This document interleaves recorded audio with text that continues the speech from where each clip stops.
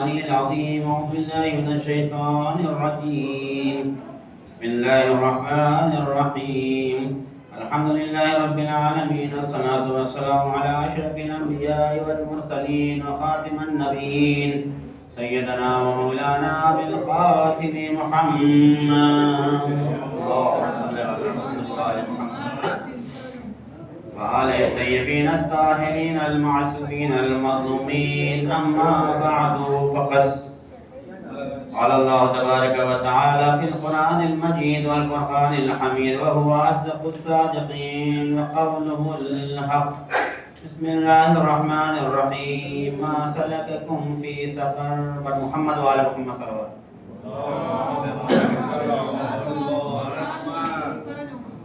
قبل اس کے کہ میں اپنے بیان کو شروع کروں آپ حضرات سے گزارش ہے کہ ایک مرتبہ سورہ الحمد و 3 مرتبہ سورہ توحید کی تلاوت فرما کر سید قادر حسن رضوی ابن سید مہدی حسن رضوی سید نصیر حسن رضوی ابن سید قادر حسن رضوی بی بی رسول المرحومہ سید حیدر عباس زیدی ابن سید عباس حسین زیدی کی روح کو عیسیٰ بسم اللہ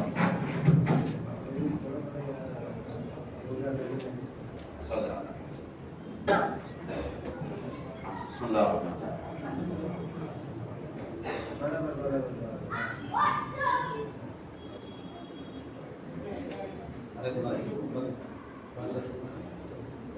الرحیم.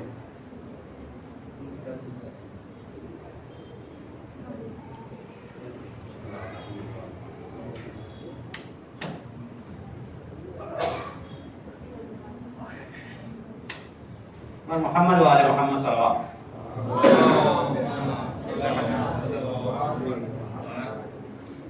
عزیزان گرامی،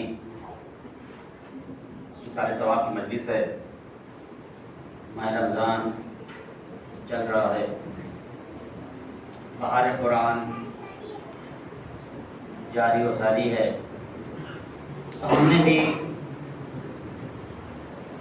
اس عبادت کے مہینے میں ایک ایسی آیت کا انتخاب کیا ہے کہ جس میں دو طرح کے لوگوں کی گفتگو ہے. گفتگو ہے کس کی؟ گفتگو ہے جنتیوں اور جہنمیوں کی.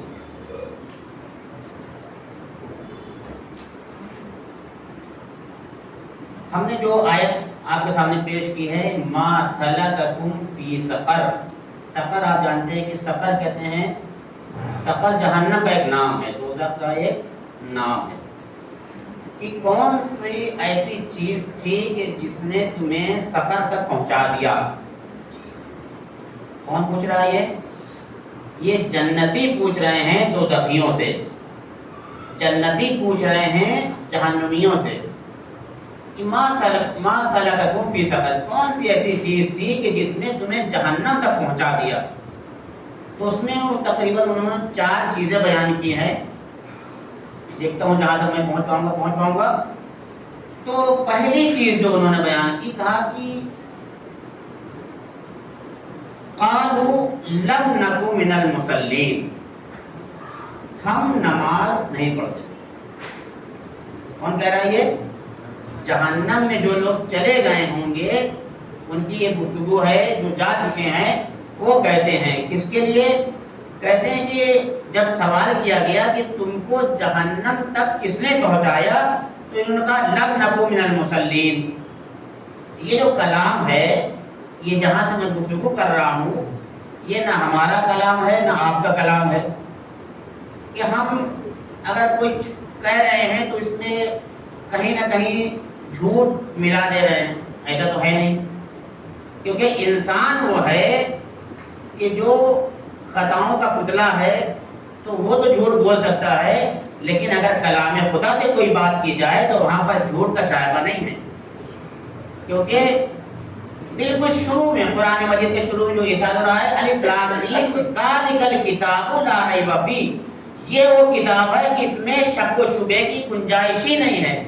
اس میں جو کچھ بیان کیا گیا ہے وہ 100% درست ہے اور صحیح ہے. اس میں جو کچھ بھی بیان کیا جا رہا ہے اس میں ذرہ برابر بھی شک کرنے کی گنجائش نہیں ہے۔ اگر کسی نے اس میں شک کیا اس کا مطلب یہ ہے کہ اس نے خدا پہ شک چھپ کیا ہے۔ صلوات پڑھیں محمد وآل محمد۔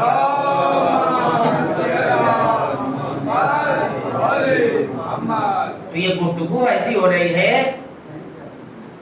وہ کہہ رہے ہیں کہ ہم نماز نہیں پڑھتے تھے۔ نماز نہ پڑھنے والا کہاں جا رہا ہے؟ جنت میں نہیں جا رہا ہے۔ نماز نہ پڑھنے والا سیدھے جہنم میں جا رہا ہے۔ کیوں؟ اس سے پہلے بھی ہماری گفتگو ہوئی ہے، کیونکہ دیکھیے اگر ہم تھوڑا سا حدیث کا سہارا لیں تو ہماری بات تھوڑا بچوں کے لیے بھی واضح ہو جائے۔ ارشاد ہوتا ہے کہ الصلاۃ عمود الدین، الصلاۃ عمود الدین، نماز دین کا پلر ہے، نماز دین کا ستون ہے۔ تو اگر نماز ہی نہ ہو تو اس کا مطلب یہ ہوا کہ کوئی بھی عمارت بغیر ستون کے ہو ہی نہیں سکتی۔ اگر ستون نہیں ہے، اگر آپ نے نیو نہیں ڈالی ہے تو کوئی بھی عمارت تھوڑی دیر تک اوپر جائے گی، اس کے بعد وہ پھر نیچے چلی جائے گی۔ اس کا مطلب یہ ہے کہ اگر دین کا ستون نماز ہے تو دین میں جتنی بھی چیزیں ہیں، چاہے وہ نماز، چاہے وہ روزہ ہو، چاہے وہ حج ہو، چاہے وہ زکوٰۃ ہو، چاہے وہ خمس ہو، کوئی بھی نیکی ہو، ساری نیکیوں کا دار و مدار کس کے اوپر ہے؟ نماز کے اوپر ہے۔ اگر نماز ہماری قبول ہو گئی تو سارے اعمال قبول ہو گئے، کیونکہ حدیث میں آیا ہے ان ردت رد ما سواہا وان قبلت قبل ما سواہا۔ اگر تمہاری نماز قبول ہو گئی تو تمہارے سارے اعمال قبول ہو جائیں گے، اور اگر تمہاری نماز رد کر دی گئی تو پھر تمہارے کوئی بھی اعمال کام آنے والے نہیں ہیں۔ صلوات پڑھیں محمد و آل محمد۔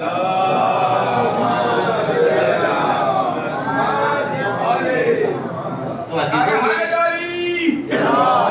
یہ جو گفتگو ہو رہی ہے، یہ جو گفتگو ہو رہی ہے جنتیوں اور جہنمیوں کے درمیان گفتگو ہو رہی ہے۔ ایک دوسری جگہ کی گفتگو ہے، وہاں پر جنتیوں نے پوچھا جہنمیوں سے، پوچھا کیا؟ انہوں نے بتایا اور کہا، پہلے تو اپنے بارے میں خبر دی، اس کے بعد پھر ان سے پوچھا۔ دوسری جگہ دوسری آیت میں گفتگو ہے، کہا کہ ہم نے اپنے پروردگار کو، جنتیوں نے کہا جہنمیوں سے، ہم نے اپنے پروردگار کو اور اس کے وعدے کو تو پا لیا، یعنی ہمارا پروردگار، اس نے وعدہ کیا کیا تھا کہ تم اچھے کام کرو گے تو تمہیں ہم جنت دیں گے، تو ہم نے اپنے پروردگار کے وعدے کو پا لیا۔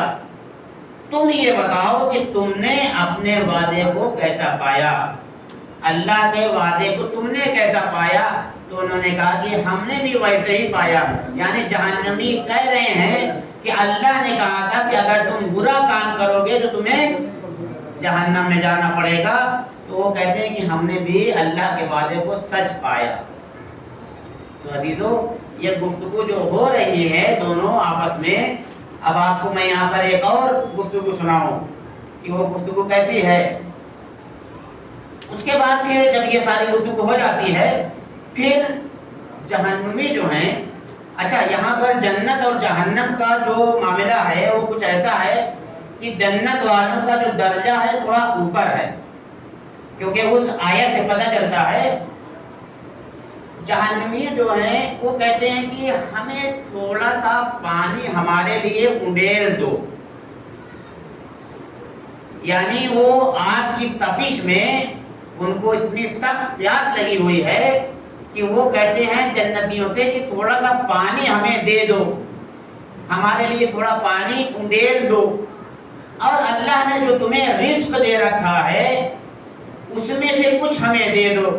اس کا مطلب یہ ہے کہ جنتی جو ہوگا اس کے یہاں نہ کوئی کھانے کی کمی ہوگی نہ پینے کی کمی ہوگی، اس کے لیے کھانا بھی ہوگا پانی بھی ہوگا، لیکن یہ جو جہنمی لوگ ہوں گے ان کے لیے کھانے کی بھی کمی ہوگی اور پینے کی بھی کمی ہوگی، اور وہ گڑگڑا کر مانگتے رہیں گے، لیکن ادھر سے جواب کیا آئے گا؟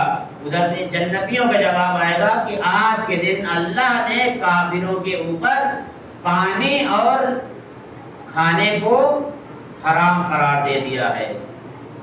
اچھا اب یہاں پہ ایک سوال یہ ہوتا ہے کہ یہ جو کہا گیا ہے کہ آج کے دن اللہ نے تمہارے اوپر کھانا اور پانی حرام قرار دے دیا گیا ہے، اس کی میں ایک مثال سے بات کو واضح کروں، یعنی اس دن اس کو کچھ ملنے والا نہیں ہے، جو کچھ ملنا تھا اگر اس نے پہلے عمل کیا ہوتا تو مل جاتا، لیکن اس نے عمل نہ کر کے اپنے آپ کو اس گھاٹے میں لا کر کھڑا کر دیا ہے۔ اب میں بچوں کے لیے ایک مثال پیش کروں، پھر میں اپنی بات کو آگے بڑھاتا ہوں۔ مثال کے طور پر ہمارے پاس دو اسٹوڈنٹ ہیں، دو طالب علم ہیں۔ ایک طالب علم ایسا ہے کہ جو پورے سال پڑھتا ہے، رات دن اس نے محنت کی، اور رات دن محنت کرنے کے بعد معلوم ہوا کہ اب دوسرے دن امتحان ہے۔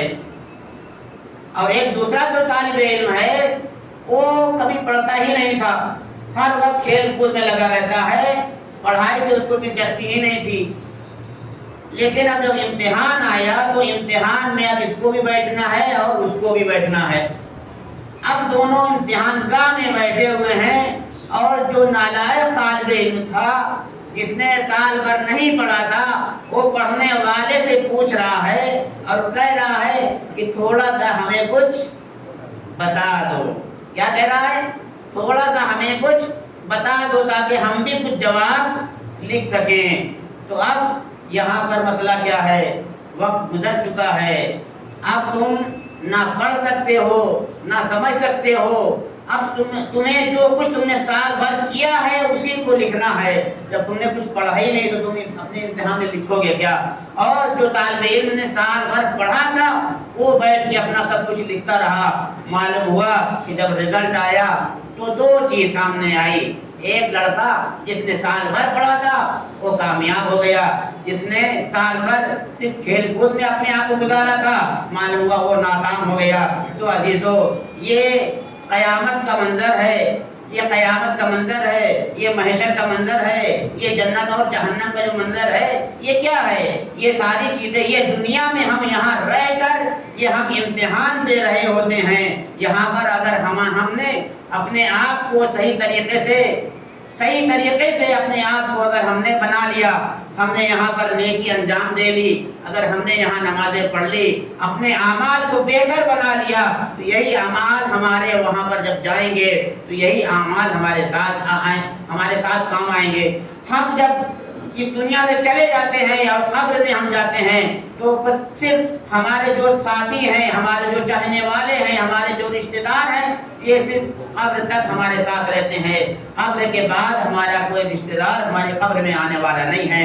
ہماری قبر میں جو آنے والا ہے وہ ہمارے اعمال ہے۔ لہذا میرے عزیزو، ہمیں اپنے آپ کو ایسا بنانا ہے کہ ہمیں اپنا اعمال کو ایسا بنانا ہے کہ جب ہم قبر میں جائیں تو قبر ہمارے لیے تنگ نہ ہو، قبر ہمارے لیے کشادہ ہو جائے، قبر ہمارے لیے وسیع و عریض ہو جائے، اور جب ہم قبر میں پہنچے تو اس قبر میں اندھیرا نہ رہے بلکہ ایک ایسی روشنی، چمکدار روشنی ہو کہ جس کے ذریعے سے ہمیں نہ وحشت ہو نہ خوف ہو۔ صلوات علی محمد وعلی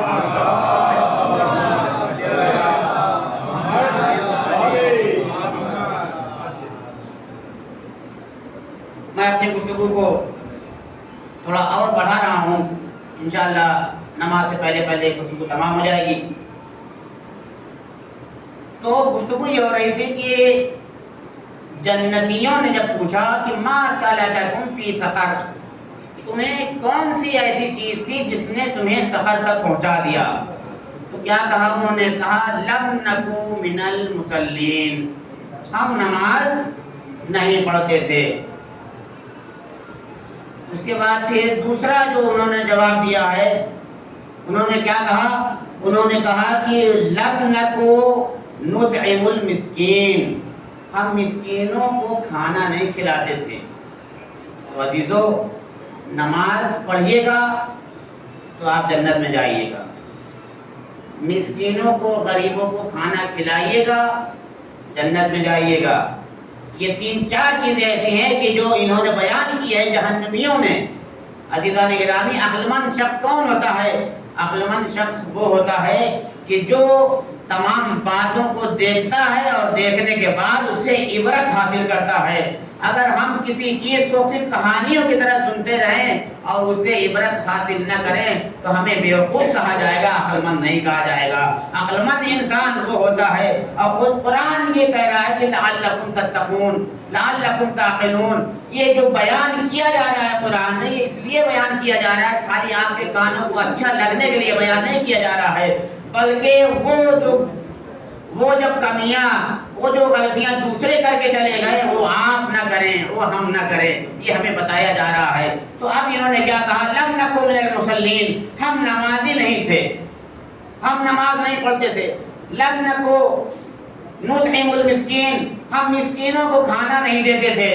تیسری چیز سن لیجیے آپ، وَكُنَّا نَخُوضُ مَعَ الْخَائِضِينَ، اور جو لوگ لہو لعب میں پڑے رہتے تھے ہم بھی ان کے ساتھ گپ شپ کیا کرتے تھے، یعنی فضول باتوں، جو لوگ فضول باتیں کرتے تھے ہم بھی ان کے ساتھ بول لیتے تھے۔ تو عزیزان گرامی، اگر آپ کہیں دیکھیں، کہیں مجمع میں دیکھیں کہ کہیں اگر دین اسلام کی بات ہو رہی ہو، کہیں کوئی کام کی بات ہو رہی ہو، تب آپ وہاں جائیے، لیکن اگر کہیں کوئی ایسی باتیں ہو رہی ہیں جس میں صرف ٹائم کا ویسٹ ہے، ٹائم ضائع ہو رہا ہے، تو آپ کو وہاں جانے کی ضرورت نہیں ہے، کیونکہ یہاں پہ دیکھیے، یہاں پہ جو کہا گیا ہے کہ یہ لوگ کیا کرتے تھے؟ فضول لوگوں کے ساتھ رہتے تھے، اس لیے ان کو جہنم مل گئی۔ تو عزیزان گرامی، پھر میں اپنی بات کو دہرا رہا ہوں، لم نکن من المصلین، وہ کہتے ہیں کہ ہم نماز نہیں پڑھتے تھے، یعنی جو نماز نہیں پڑھے گا وہ جہنم میں جائے گا، جو مسکینوں کی مدد نہیں کرے گا، ان کو کھانا نہیں کھلائے گا، تو سیدھا اس کا ٹھکانہ کہاں ہے؟ جہنم ہے۔ تیسری چیز کہ جو لہو و لعب میں پڑا رہے گا، غفلت میں پڑا رہے گا، اس کا ٹھکانہ جہنم میں ہے۔ اور ایک چوتھی چیز، وَكُنَّا نُكَذِّبُ بِيَوْمِ الدِّينِ، یہ بہت اہم پہلو ہے۔ وَكُنَّا نُكَذِّبُ بِيَوْمِ الدِّينِ، وہ جہنمی کہہ رہے ہیں اور ہم قیامت کا انکار کرتے تھے۔ قیامت کا جو انکار کرتا ہے تو اس کا مطلب یہ ہے قیامت کا انکار کرنے والا وہ پروردگار کا انکار کرتا ہے، قیامت کا انکار کرنے والا غیب کا انکار کرتا ہے۔ اس کا مطلب یہ ہوا کہ جو قیامت کا انکار کرے گا تو اب اس کو صرف اور صرف جو اس کا ٹھکانہ ہے وہ جہنم ہے۔ ایک اور صلوات پڑھیں محمد وعلی محمد پر۔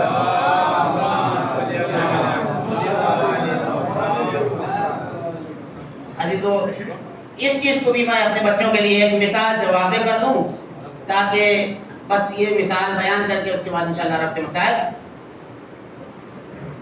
میں اپنی گفتگو کا خلاصہ بیان کر رہا ہوں کہ جب جنتیوں نے جہنمیوں سے پوچھا کہ ما سلککم فی سقر، تم کو کون سی ایسی چیز تھی کہ جس نے جہنم تک پہنچا دیا، تو انہوں نے 4 ریزن بتائے۔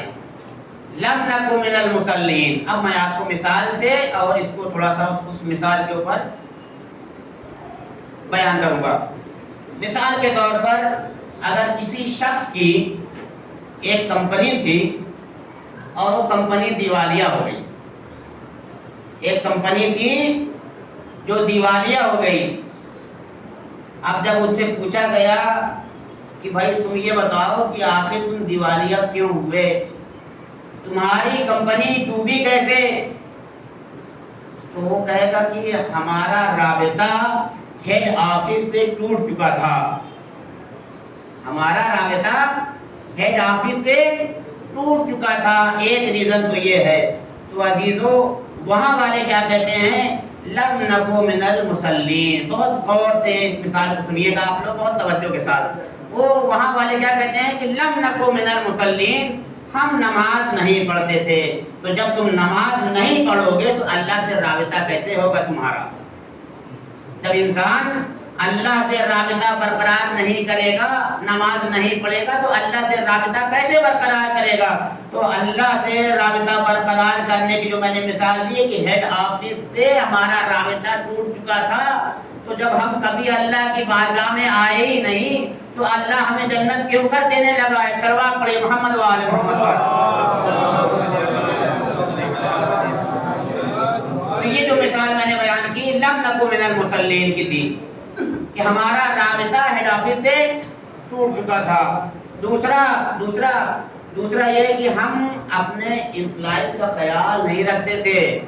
ہمارے یہاں جو کمپنی تھی، ہماری کمپنی کے جو نوکر چاکر تھے، ہم ان کو کبھی بھی جھڑک دیتے تھے، ہم ان کا خیال نہیں رکھتے تھے۔ دوسری مثال یاد ہے آپ کو؟ غریبوں کی، مسکینوں کو کھانا کھلانا۔ تو عزیزو دوسری مثال یہ ہے۔ اور تیسری چیز کیا ہے؟ تیسری مثال ہماری یہ ہے، انہوں نے کہا کہ ہم لہو میں جو لوگ پڑے رہتے تھے ان کے ساتھ ہم مل کر ان کے ساتھ لہو میں چلے جاتے تھے۔ تو عزیزان گرامی، تو اس کا مطلب یہ ہے کہ جو کمپنی والا تھا وہ جو دیوالیہ ہوا ہے وہ کس وجہ سے؟ ایک تو اس کا ہیڈ آفس سے رابطہ ختم ہو گیا، دوسرا وہ اپنے نوکروں کو توجہ نہیں دیتا تھا، ان سے اچھا ویوہار نہیں کرتا تھا، اچھے طریقے سے اس سے بات چیت نہیں کرتا تھا، اس کا اپنے نوکروں کے ساتھ، اپنے امپلائیز کے ساتھ اچھا برتاؤ نہیں رہتا تھا۔ تو اس لیے یہ ساری چیزیں ہوئی ہیں۔ اس کے علاوہ اس نے کہا کہ ہم تو جب ہم کمپنی میں جاتے تھے تو وہاں ہمیں زیادہ کسی سے مطلب نہیں ہوتا تھا، ہم تو اپنے لہو لعب میں پڑے رہتے تھے۔ تو عزیزان گرامی، اگر کوئی لہو لعب میں پڑے گا تو کیا اس کی کمپنی بھاگتی رہے گی یا ڈوبے گی؟ یہ کہو صلوات پڑھیں محمد و آل محمد کا۔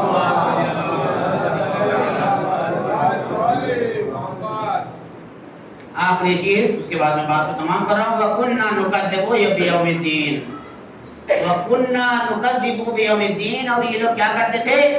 آخرت کا، روز حساب کا انکار کرتے تھے۔ عزیزان گرامی، وہ جو کمپنی والا ہے اب چوتھی چیز کہہ رہا ہے، بتا رہا ہے، کہہ رہا ہے مجھے پتہ ہی نہیں تھا کہ ہمارا حساب کتاب بھی آڈٹ ہوگا، ہمیں اس کے بارے میں پتہ ہی نہیں تھا۔ تو عزیزان گرامی، جب آپ وہاں پہنچیں گے تو وہاں آپ کا ایک ایک چیز کا حساب لیا جائے گا۔ گفتگو کو میں نے تمام کیا۔ جب آپ اللہ کے یہاں پہنچیں گے تو اللہ پوچھے گا کہ ہم نے تمہیں 50 سال کی عمر دی تھی، اپنی عمر کو تم نے کہاں پر ضائع کیا، کہاں خرچ کیا؟ آپ کو حساب دینا ہے ایک ایک چیز کا۔ ہم نے تمہیں اتنا مالدار بنایا تھا، سارے پیسے کو تم نے کہاں خرچ کیا؟ یہ سارے جب حساب لیے جائیں گے تو پھر اس وقت ہم حساب نہیں دے پائیں گے۔ لہذا زندگی ایسے گزاریے کہ ایسا نہ لگنے پائے کہ دنیا آپ کے اندر آ گئی ہے۔ آپ یہ سمجھیے کہ بس دنیا ایک راہ گزر ہے، دنیا ایک پل ہے جس پہ سے آپ کو گزر کے چلے جانا ہے۔ جب ہم یہاں ایک اور مثال بیان کر کے بات کو ختم کر رہا ہوں میں، جب ہم کوئی سفر کرتے ہیں، مثلا ٹرین کا سفر کر رہے ہوتے ہیں، جب ٹرین کا سفر کر رہے ہوتے ہیں تو کیا یہ ٹرین ہم خرید لیتے ہیں؟ خریدتے نہیں۔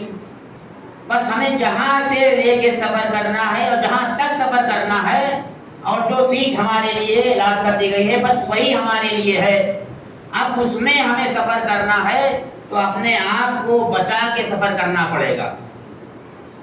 اب ایسا نہ ہونے پائے کہ وہاں جانے کے بعد معلوم ہوا کہ ہمیں اترنا کسی اور اسٹیشن پہ ہے اور ہم وہاں جانے کے بعد سو جائیں، ہمارا اسٹیشن چلا جائے اور ٹرین آگے بڑھ جائے۔ تو عزیزو، اس دنیا میں رہنے کے بعد، اس دنیا میں زندگی گزارنے والا ہر انسان ایسا ہی ہے جیسے وہ سفر کر رہا ہوتا ہے۔ ہر انسان اس دنیا میں مسافر ہے، کوئی بھی انسان یہاں رہنے کے لیے نہیں آیا ہے۔ آپ چاہے جتنا مال و دولت کما لیں، آپ چاہے جتنا بینک بیلنس کر لیں، آپ چاہے جتنی پراپرٹی کر لیں، ساری کی ساری آپ کو یہی چھوڑ کے جانی ہے۔ اگر آپ کے ساتھ کچھ جانا ہے تو بس آپ کے اعمال ہے۔ تو عزیزو، بس میری گفتگو تمام ہوئی۔ اب آپ دیکھیے کہ ایک طرف جنت ہے اور ایک طرف جہنم۔ کون کہتا ہے کہ اگر انسان اپنے دل سے پروردگار سے توبہ کر لے تو کون کہتا ہے کہ اللہ اسے معاف نہیں کرے گا؟ آئیے کربلا میں چلتے ہیں، شب عاشور ہے۔ شب عاشور کا جو منظر ہے وہ حور دیکھ رہا ہے۔ کون دیکھ رہا ہے؟ حور، جس نے امام حسین علیہ السلام کو جو گھیر کے کربلا میں امام حسین کو کون لایا ہے؟ حور، سپہ سالار۔ لیکن شب عاشور اس کی کیفیت بڑی عجیب ہے۔ شب عاشور وہ کیا رہا ہے؟ وہ دیکھ رہا ہے کہ ایک طرف قرآن کی آوازیں آ رہی ہیں، اور ایک طرف لوگ خوشیاں منا رہے ہیں، ایک طرف بچوں کے رونے کی آوازیں سنائی دے رہی ہیں اور ایک طرف لوگ خوشیاں منا رہے ہیں۔ جب اس نے یہ سمجھ لیا کہ یا تو یزید کی طرف رہ کے حکومت مل جائے یا حسین کی طرف رہ کے میں جنت کو لے لوں، عزیزان گرامی بس ایک لمحے میں اس نے فیصلہ کیا کہ نہیں، مجھے حسین کی طرف جانا ہے۔ صبح عاشور نمودار ہوتی ہے، جب بیٹے نے دیکھا بابا آپ اتنا پریشان، آج تک آپ کو اتنا پریشان کبھی نہیں دیکھا گیا، آج یہ پریشانی کی وجہ کیا ہے؟ کہا بیٹا تم سن نہیں رہے ہو کہ ایک طرف آوازیں امام حسین علیہ السلام کے چھوٹے چھوٹے بچوں کی آوازیں آ رہی ہیں، وہ رو رہے ہیں، العطش العطش کہہ رہے ہیں، اور ادھر قرآن کی آوازیں آ رہی ہیں، اور ہماری طرف دیکھو بس ہاں عزادارو بیٹا سمجھ گیا، اے بابا کیا کہنا کیا چاہتے ہیں؟ اے بیٹا میں چاہتا ہوں کہ میں اپنے آقا کی بارگاہ میں جاؤں اور جانے کے بعد میں نے جو غلطی کی ہے میں اس کی معافی مانگنا چاہتا ہوں، لیکن اے میرے بیٹے ارے میں حسین سے شرمندہ ہوں، اور اتنا شرمندہ ہوں کیونکہ کھیل کے لانے والا بھی میں ہوں، ان کے بچوں کو پیاسے رکھنے والا بھی میں ہوں، خیمے سے فراش سے خیمے کو ہٹانے والا بھی میں ہوں۔ ہاں عزادارو ایک مرتبہ بیٹا کہتا ہے بابا بتائیے کیا حکم ہے؟